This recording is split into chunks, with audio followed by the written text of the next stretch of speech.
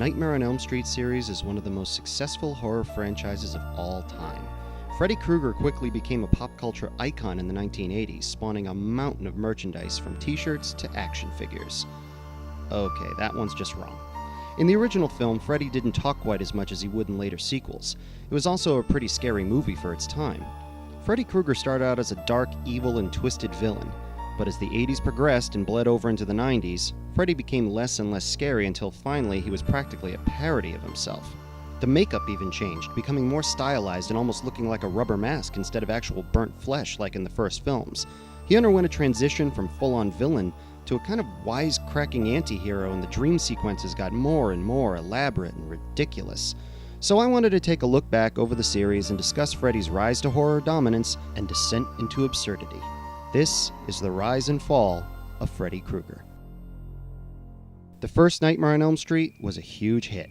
The premise was very original, and it took the blossoming slasher genre in a whole new direction. He wasn't some mutant in a mask randomly killing teenagers. He was a supernatural entity who could invade your dreams. Any other killer like Jason or Michael Myers you could conceivably escape from. But Freddy got you when you fell asleep. And we all have to sleep sometime. So if you were on his hit list, tangling with him was inevitable. And if you woke up before he got you, he'd just be waiting there the next time you fell asleep. As I'm sure we all know, Freddy Krueger had been a child killer. When he got off on a technicality, the parents of Elm Street took the law into their own hands and burned Freddy alive. Now disfigured and bucking for revenge, he torments the teenagers of Elm Street in their dreams. And if he kills you in your dream, you die for real. I saw this movie at an age where I was afraid to go to sleep afterwards. Freddy was a creepy villain that captivated audiences. So of course, that meant there had to be a sequel. I mean, they left the door wide open for it at the end. No pun intended. Nightmare on Elm Street 2, Freddy's Revenge, is usually looked at as the dark horse of the series. I'm not really sure exactly why. I think it's a great concept. Freddy, after being defeated in Part 1, is trying to return to wreak havoc by essentially possessing the body of Jesse, a teen whose family has now moved into 1428 Elm Street. It has some really memorable scenes, including the opening dream sequence that revolves around a school bus ride gone very, very wrong. Freddy has more dialogue this time, but he's still dark and scary. After completely taking over Jesse, Freddy goes on a rampage at a party, killing everyone and everything in sight. How is he able to do this? Jesse's body allows him to cross over from dreams into the waking world. The only major flaw I find with this flick is that for some reason late in the film, blades are growing out of his fingers instead of being attached to a glove, although the glove does appear in the film. I don't really get that, but if you can get over it, it's still a decent sequel. And obviously it did well enough because they set it up for yet another sequel. At this point, Freddy throws in a few one-liners, but he's still clearly a villain rather than the psychotic wannabe comedian he'd eventually become. Which brings us to Nightmare on Elm Street 3, Dream Warriors. This is my favorite Freddy sequel. It was also, in my humble opinion, the last Elm Street movie that was even remotely scary. That being said, this was also where we see the first signs of Freddy's transition from badass villain to smartass full of bad jokes. This is it, Jennifer. Your big break in TV. Welcome to prime time, bitch. It's also our introduction into the concept of a dream world, as if dreams were some other dimension rather than simply going on inside the sleeping person's head. The movie revolves around a bunch of institutionalized teenagers who are all dreaming about Freddy. Nancy returns from Part 1 to try to help the kids deal with him. Although I enjoyed this movie, as I alluded to, this was the beginning of the end as far as these films being an actually frightening series. The kids all learn to use their dream powers to fight Freddy. Freddy has more dialogue than ever before, and the wisecracks and elaborate dream sequences are ramping up fast. This is when they began to say, fuck the stories, let the effects guys jerk off and throw Freddy in there with a teenage body pool. Also, his voice is all over the place. 1 minute, it's just Robert Englund's regular voice, then his voice is modified to be Freddy's, then other times it's way overproduced. Take a listen. Always room for more. Sorry to keep you waiting, but when you wake up... Freddy's still dark and sinister for the most part, but the arrogant, self-satisfied swagger that would become synonymous with Freddy began with Dream Warriors. But it's still an enjoyable film if you can get over all of that. In Nightmare 4, the shark is officially jumped. If you don't know what jumping the shark means, look it up. If you do, then you know exactly what I'm talking about. It starts up promising enough. Some returning characters from Nightmare 3 are the first to bear the brunt of Freddy's anger. Although he's more or less still dark and evil at the start of the film, he has too much dialogue, he explains too much, and every kill has to be accompanied by a bad joke.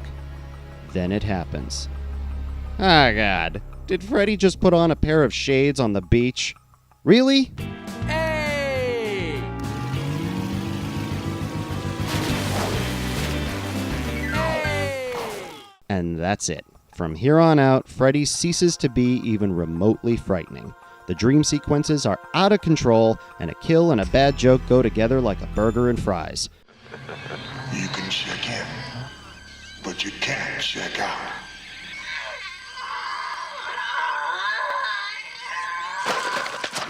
The plots get equally ridiculous. Nightmare 5 took the silliness of Freddy to the next level. Now the main heroine, Alice, who beat him in Nightmare 4, is pregnant and her unborn child is dreaming of Freddy. And apparently Freddy thinks he can use this baby to be reborn. Wait, huh? What? Yeah, I don't get it either. The dream sequences? Holy crap. I think the makers of the franchise knew they fucked this up beyond repair, so it was announced that the 6th film would be the final installment. Think they'd have just gone back to basics and given Freddy a proper send-off.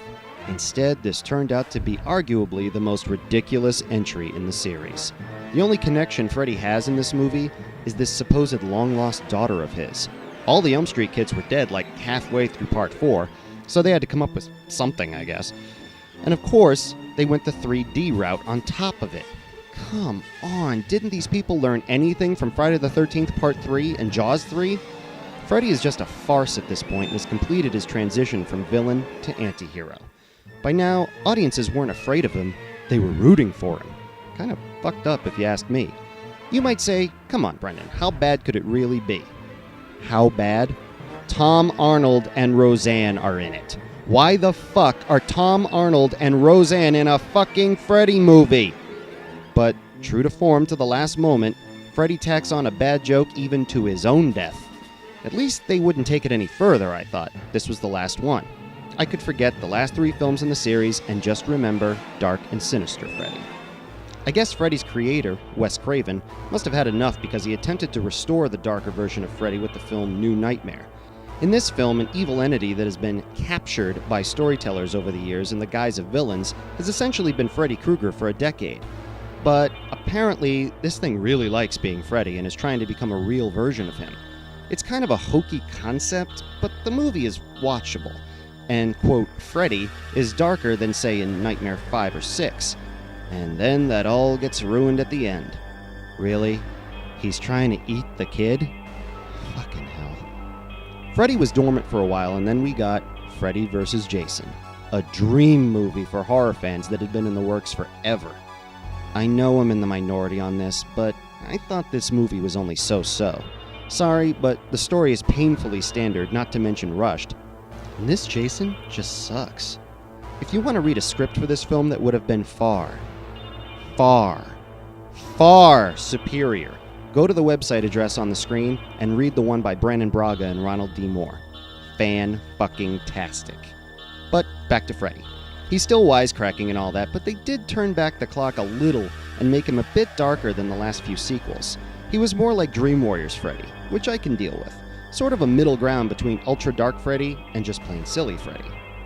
Then, not all that long ago, the unthinkable happened. A remake of Nightmare on Elm Street was announced.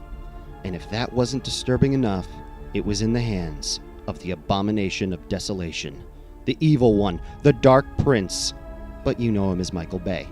Having already taken a gonorrhea-infected piss all over Texas Chainsaw Massacre and Friday the 13th, not to mention taking a steaming butt splatter on other aspects of my childhood. Okay, I know I'm in the minority on that one too.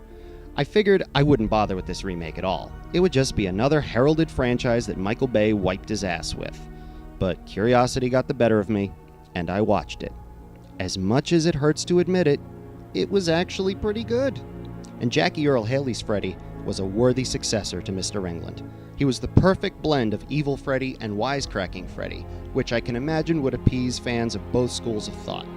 So, after nearly 30 years, we've seen Freddy rise as a scary as fuck horror icon, descend into silliness and self-parody, and be reborn for a new generation. What will the future hold for Freddy Krueger? Who knows? I guess when it comes to that, we can only dream.